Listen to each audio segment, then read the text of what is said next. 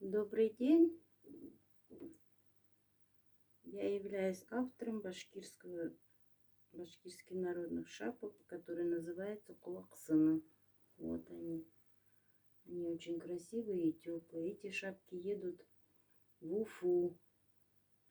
Их ждут. Конечно, это поедет в школу-гимназию номер 1. Шапка древняя, она считается реконструкцией. В народе у башкир она считалась самой необходимой вещью. Она была очень теплая и меховая. В основном ее шили из волчьего меха. Вот так выглядит шапка. Их у меня здесь, конечно, очень много. Вот они сколько. Очень много, поэтому они все нарядные и красивые. Шито одинаково. Уфа ждет эти шапки.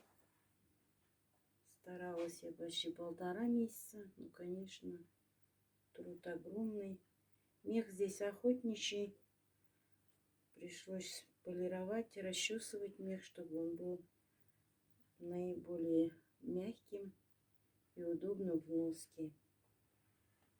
Вот такую красоту я шью. И теперь я хочу одеть и показать. Даже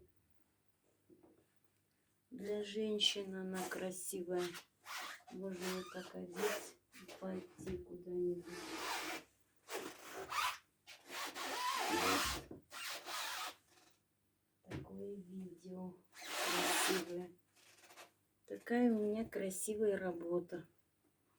Вот. Шапок сшито очень много.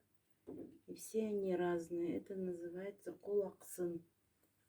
Принадлежит башкирскому народу. Вот. Вот и все. Вот история древних башкир. Как они могли такую шапку создать, как они могли сделать такую красоту. Я могу даже 2 шапки так держать. Они очень красивые, мягкие, пушистые. Но у башкир без меха не обойтись, потому что здесь очень сильные морозы. Морозы достигают до 40 градусов. Зима очень холодная. Без меха здесь как бы и не прожить.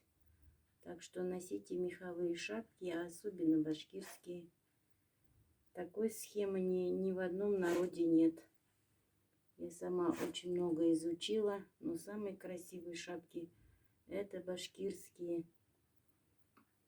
с высоким куполом. Вот. Высота шапки 30 сантиметров по истории. Вот такая вот шапка. Красивая, удобная и в голове держится хорошо. Спасибо за внимание. Пока.